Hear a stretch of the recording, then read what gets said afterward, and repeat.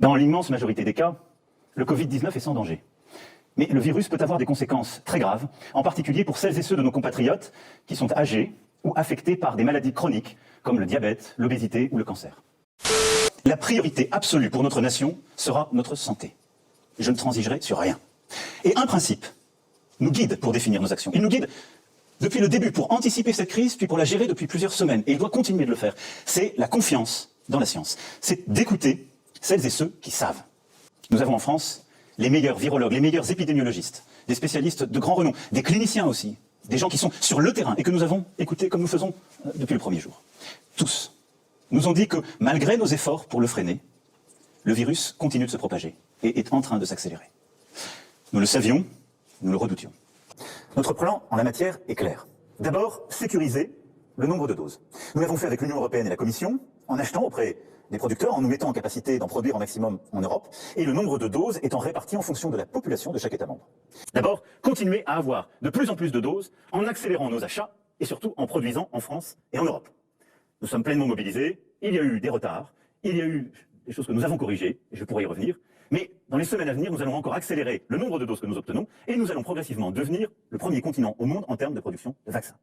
Ensuite, c'est vacciner le plus vite possible tous ceux qui en ont le plus besoin, c'est-à-dire les plus âgés, les plus fragiles, ceux qui ont le plus de risques de développer des formes graves. Et j'assume totalement cette priorité, cet ordre que nous avons donné, parce que c'est la garantie de notre efficacité.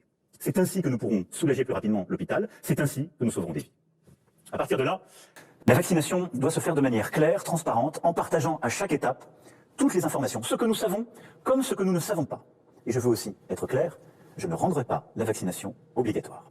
La vaccination sera rendue obligatoire sans attendre. Un été de mobilisation pour la vaccination. Voilà ce que nous devons viser. Vacciner un maximum de personnes, partout, à tout moment. Nous sommes une grande nation de science, celle des Lumières, de Louis Pasteur. Alors quand la science nous offre les moyens de nous protéger, nous devons les utiliser avec confiance dans la raison et dans le progrès. Pour les vaccins Pfizer et Moderna, qui nécessitent des conditions de conservation spécifiques, il y a 1700 centres de vaccination qui ont ouvert. Pour les vaccins AstraZeneca et demain Johnson & Johnson, tous les médecins généralistes, pharmaciens, infirmiers et infirmières sont mobilisés. Si vous avez plus de 55 ans et êtes atteint par exemple de diabète, d'hypertension ou de surpoids, vous pouvez aujourd'hui prendre rendez-vous auprès de votre médecin, votre infirmier, votre pharmacien, qui vous vaccinera directement avec le vaccin AstraZeneca. D'ici à la fin de l'été, tous les Français de plus de 18 ans qui le souhaitent pourront être vaccinés. Si nous n'agissons pas dès aujourd'hui, le nombre de cas va continuer de monter fortement et entraînera inévitablement des hospitalisations en hausse dès le mois d'août. Nous avons pour faire face à cette nouvelle donne un atout maître qui change tout par rapport aux vagues précédentes. Le vaccin. Nous défendrons nos entreprises de toute taille. Nous défendrons l'ensemble des travailleurs et des travailleuses. En parallèle, j'ai demandé au gouvernement de préparer, d'ores et déjà, un plan de relance national et européen cohérent avec nos priorités et nos engagements pour l'avenir. L'été de mobilisation pour la vaccination sera aussi un été de relance. Je l'ai constaté au cours de mes récents échanges avec vous partout en France. Notre plan de relance se déploie à un rythme soutenu. Sur les 100 milliards d'euros votés à l'automne dernier et permis grâce à l'accord européen historique d'il y a un an, 40 milliards ont ainsi été mobilisés sur le terrain. Nous devons faire plus encore, car plus vite nous concrétiserons le plan de relance, plus fort. Nous ne devons pas nous laisser nous emporter. Tenons-nous ensemble, autour de nos valeurs, autour de notre histoire, dans cet attachement à notre démocratie, à notre humanisme qui demeure aujourd'hui comme hier, nos plus sûrs atouts. Alors, nous pourrons inventer un nouvel avenir français. Mes chers compatriotes, il nous faudra demain tirer les leçons du moment que nous traversons.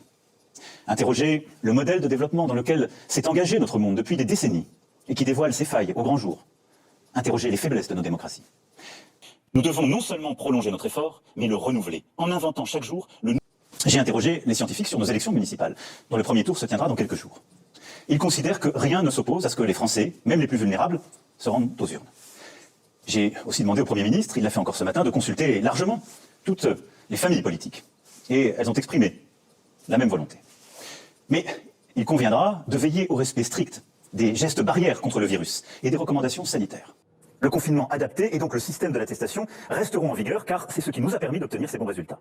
Il faudra donc continuer à rester chez soi, à télétravailler quand cela est possible, à renoncer aux réunions privées, aux rassemblements familiaux et à tous les déplacements non nécessaires. Quand cela est possible, je demande aux entreprises de permettre à leurs employés de travailler à distance. Les ministres l'ont déjà annoncé, nous avons beaucoup développé le télétravail, il faut continuer cela, l'intensifier au maximum. Le gouvernement annoncera par ailleurs des mesures pour limiter au maximum les rassemblements. Dans le même temps, Notre système de santé, notamment dans les services de réanimation, doit se préparer à accueillir de plus en plus de cas graves de Covid-19 et continuer à soigner les autres malades. Les motifs de promenade ou activités physiques en extérieur seront désormais permis dans un rayon de 20 km et pour 3 heures. Les activités extrascolaires en plein air seront à nouveau autorisées. Pour les cultes, les offices seront à nouveau permis dans la stricte limite de 30 personnes. Enfin donc, tous les commerces pourront rouvrir et les services à domicile reprendre, mais dans le cadre d'un protocole sanitaire strict. Les commerces seront fermés. Chacun doit veiller, non pas à s'enfermer, mais à limiter au maximum les contacts, les rencontres, les moments de proximité avec d'autres personnes. Très concrètement, ça veut dire que le couvre-feu à 19h sera maintenu partout. Alors certains militaient, je le sais, pour le retour généralisé de l'attestation, comme en mars 2020. Nous n'avons pas retenu cette option. Parce que l'irresponsabilité de quelques-uns ne doit pas ruiner les efforts de tous. Les contrôles, les sanctions seront renforcés sur la voie publique pour limiter les rassemblements, parce que c'est là que le danger existe, et pour encadrer la consommation d'alcool. Mais très clairement, nous faisons le choix de la confiance, nous faisons le choix de la responsabilité, et si je puis dire, de la respiration. Je veux vous dire ce soir que nous avons eu raison, collectivement, de rechercher sans cesse l'équilibre entre la protection et la liberté. Raison, au début de cette année, de protéger la vie, sans pour autant refermer le pays. Toutes ces décisions sont le fruit de larges consultations menées par le Premier ministre et son gouvernement, avec les partenaires sociaux, les élus locaux, les forces politiques. Elles sont éclairées par la science. Il y a certes beaucoup de choses que nous ne maîtrisons pas, mais j'assume pleinement les décisions que je vous expose aujourd'hui. Et j'assume de les prendre pour vous protéger au maximum dans ce contexte exceptionnel. Soigner, traiter. Beaucoup de progrès ont été faits et nous pouvons nous féliciter de la mobilisation de nos soignants. Nous devons continuer d'améliorer la prise en charge et le traitement dès le diagnostic en médecine de ville et à l'hôpital pour réduire encore davantage les formes graves. Nous devons, dans les prochaines semaines, améliorer notre organisation afin de casser beaucoup plus rapidement les chaînes de contamination à la racine en identifiant plus complètement l'ensemble de ce qu'on appelle les cas contacts, c'est-à-dire toutes celles et ceux qui ont été exposés à quelqu'un qui a la Covid-19. Nous pourrions nous dire que nous aurions pu faire mieux, que nous avons commis des erreurs. Tout cela est vrai.